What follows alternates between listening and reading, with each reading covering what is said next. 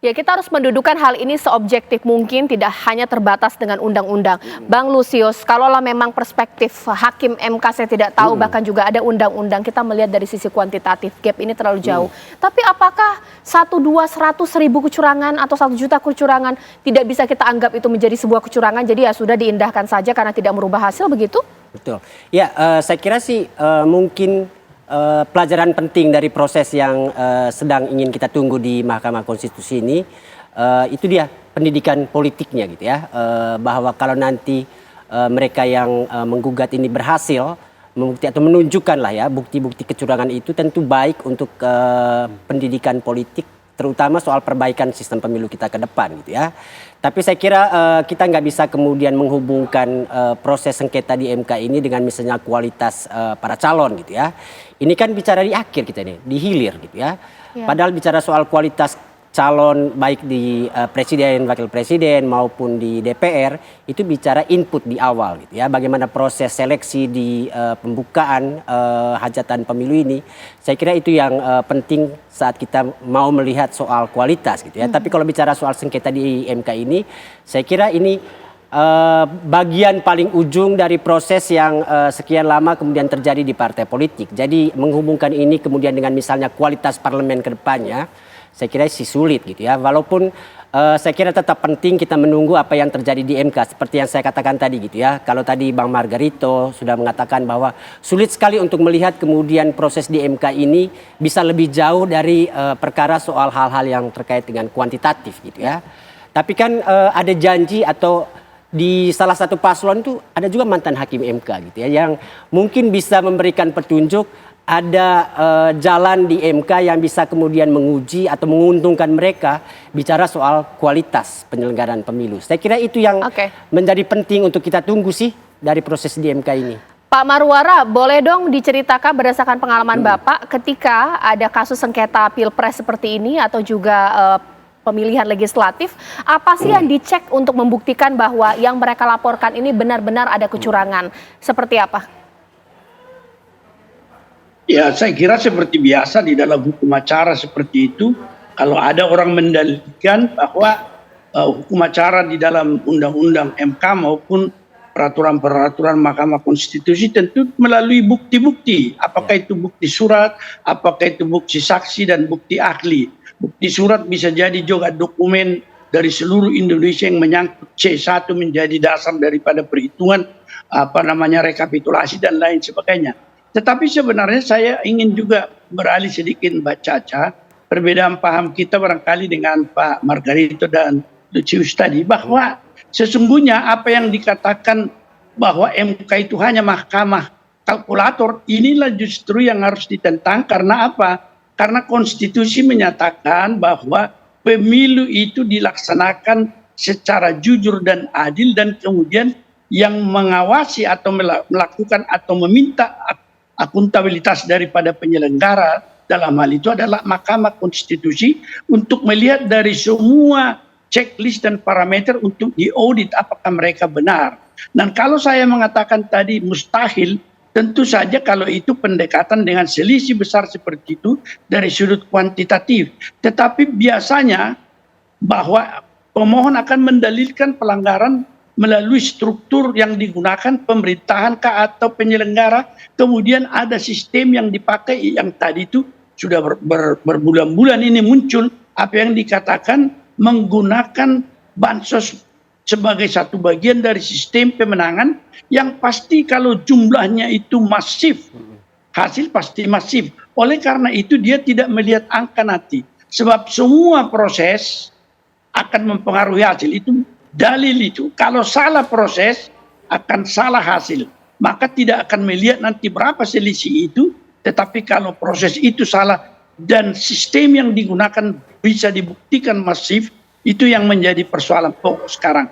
Dalam kondisi seperti inilah saya melihat bahwa perselisihan yang dibawa oleh pasangan calon nomor 1 dan 3 untuk mencoba mengesampingkan perhitungan yang dibuat oleh KPU, yang didalilkan juga oleh mereka bahwa tanpa pengawasan daripada Bawaslu, sehingga MK itu akan melihat dari sisi konstitusi. Konstitusi tidak mengatakan dihitung dengan angka, tetapi dia mengatakan jujur dan adil dan perselisihan hasil perolehan suara. Oleh karena itu tidak ada yang bisa kita katakan bahwa meskipun sangat sulit dan tipis, tetapi kita juga akan melihat dari suatu evaluasi dan akuntabilitas apa yang sedang terjadi dalam proses ini. Karena kalau KPU misalnya dan Bawaslu itu adalah malaikat, memang tidak perlu diawasi, kita percaya saja. Tetapi mereka juga bukan malaikat, karena itu perlu pengawasan itu, dan yang melakukan pengujian itu adalah Mahkamah Konstitusi. Termasuk juga pasangan calon tidak malaikat. Oleh karena itu perlu juga dilihat bagaimana performa mereka dalam menjalankan atau melaksanakan perolehan suara itu. Saya kira ini yang harus dilihat, Saudara Caca. Bang Margarito, secara hukum tata negara itu masuk dalam apa logika berpikir ketika bukan hanya ketika pelaksanaan pemilu, sebelum juga kita lihat. Begini, apa yang dikemukakan oleh Pak Maru itu tadi gitu ya, soal proses dan hasil gitu ya, persis apa yang saya bilang pada tahun 2014. Sebutan Mahkamah Kalkulator itu keluar dari mulut saya, dari TV One ini, di depan Mahkamah Konstitusi pada waktu itu, pagi-pagi kita live di situ saya ngomong, karena orang sempitkan dia ke angka-angka. Saya bilang enggak, proses yang tidak beres, yang melahirkan angka itu juga tidak beres, persis ini. Tapi argumentasi itu ditaruh di laut, di dalam Mahkamah Konstitusi. Pada saat itu gagal berarti gugatannya. Pak Yusril mengulangi lagi itu di dalam di dalam persidangan pada waktu itu, karena kami berdua ahli gitu. Gagal juga 2014 itu loh. Itu sebabnya saya memiliki keyakinan tanpa ragu bahwa argumentasi ini nggak bisa. Satu, lalu ada beberapa hal saya tidak akan kemukakan di sini begitu ya. Tapi misalnya sekarang soal bansos misalnya, apakah itu barang yang mendadak datang? Apakah penyalurannya di luar waktu, atau katakanlah kalau di waktu Januari, Februari, apakah itu di luar timeline yang disediakan oleh pemerintah? Begitu? Misalnya begitu. Atau memang pembagian itu, itulah timelinenya. Timelinenya kebetulan berdekatan atau bersamaan dengan pemilu. Misalnya itu, yang diatur oleh pemerintah. Duit itu keluar dari Departemen Keuangan. Yang pembagian dilakukan oleh Departemen Kementerian Sosial yang kebetulan orang PDP. Dan sebagian itu dimasuk di kalau saya baca di keterangan Ibu Sri Mulyani begitu ya. Bagian dari dana-dana Perlinsos itu. Bansos itu cuma satu bagian dari Perlinsos. Perlinsos itu sebagian masuk subsidi gas, subsidi listrik, subsidi lain-lain itu gitu ya. Yang timelinenya memang jatuh pada bulan, ada yang bulan Februari, ada yang bulan Januari gitu ya, menurut mereka begitu. Jadi itu satu ya. Yang kedua, tidakkah ini semua tindakan pemerintahan? Apakah tindakan pemerintahan ini bisa ditunda? Misalnya, sementara kalau Anda baca keterangan Ibu Mensos, Ibu siapa tuh? Ibu Mensos? Risma. Ibu Risma di komisi beberapa hari yang lalu Komisi itu. 9. Komisi 9 beberapa hari yang lalu itu. Apa dia bilang? Anda jangan salah loh. Ini kita kasih yang tunai itu kan cuma 300 itu. Anda tahu sebagian dari kartu mereka itu digadein, disewain untuk bisa dapat uang. Yang kayak begini bisa ditunda? Kebetulan memang dan timeline ini diatur oleh siapa? Sehingga dibangun hubungan kausal antara pemberian itu dengan perolehan suara. Pemberian bansos itu dengan perolehan suara. Apakah ini dirancang oleh paslon? Atau ini sepenuhnya merupakan tindakan pemerintahan yang dirancang sendiri oleh pemerintah? Artinya sudah dibuktikan? Yes. Tapi saya tidak mau buka semua. Saya nggak bakalan, karena boleh jadi nanti Profesor Maru akan ahli di 02, saya akan ahli boleh jadi kita berhadapan di dalam ini. Prof Maru, kalau misalnya masalah bansos ini misalnya dibuktikan dengan cara ditempellah foto paslon tertentu, itu gimana? Mungkin Bang Margarito. Siapa yang menaruh itu? Karena begini, sebagai hakim ya, ini kita bicara teknis ya.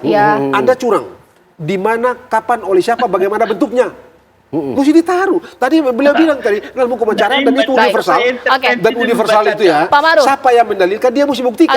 Pak Maru boleh tambahkan? Ya, jadi saya kira apa yang dikemukakan Pak Margarito ini semua inilah substansi yang menjadi tugas daripada MK. Di satu sisi pemohon pasangan 1 dan 3 akan membuktikan ini. yaitu termasuk timeline yang disebutkan dan segala macam itu. Dan dilihat lain sisi tentu tugas daripada KPU dan Bawaslu untuk menyangkal ini dan mungkin akan didukung oleh pihak terkait yaitu pasangan calon nomor 2 bahwa ini tidak benar. Sehingga inilah substansi yang harus kita lihat akan ada di Mahkamah Konstitusi. Tetapi benar ini bahwa perbuatan atau proses yang salah yang sudah oleh undang-undang pemilu diserahkan kepada Bawaslu harus juga dibuktikan oleh pemohon bahwa Bawaslu tidak melakukan apa-apa. Ini barangkali berulang-ulang Rocky Gerung menyatakan dalam beberapa perdebatan. Ketika misalnya Bawaslu mengatakan ini tanggung jawab kita semua apa yang menjadi tudingan ini. Kemudian Rocky mengatakan bukan tugas kamu itu Bawaslu. Dan ini merupakan evaluasi dan termasuk bagian dari audit dengan satu checklist yang harus disiapkan oleh Mahkamah Konstitusi untuk diukur apakah memang benar ada kesalahan. Tetapi yang jelas Mahkamah Konstitusi bukan mahkamah kalkulator. Oleh karena itu kalau proses itu bisa dibuktikan menyala, termasuk juga Sirekap itu yang berada di luar negeri, apakah itu tidak melupakan bagian daripada bagian daripada pelanggaran hukum pidana, itu juga merupakan hal yang harus nanti menjadi evaluasi dan pembuktian, proses pembuktian itu tentu dari segala sudut akan dibawa oleh pasangan-pasangan calon yang bersaing, termasuk juga termohon yaitu Bawaslu, KPU, dan kemudian pihak pemberi keterangan Bawaslu. Saya kira inilah proses inti nanti yang akan terjadi di MK seperti yang dikemukakan oleh Pak Margarito. Saya kira ini pandangan saya. Untuk ditahan dulu Pak Maru. Diskusi kita malam hari ini sudah kayak sidang di MK ya, seperti itu ya. Nanti sesaat lagi saya akan panasi lagi. Salah satu hal yang mungkin nanti akan semakin memberatkan para penggugat ini adalah kalaulah memang gugatan adalah TSM, terstruktur, sistematif dan masif, bukan ranah di MK, tapi Bawaslu. Sesaat lagi di Apa Kabar Indonesia Malam.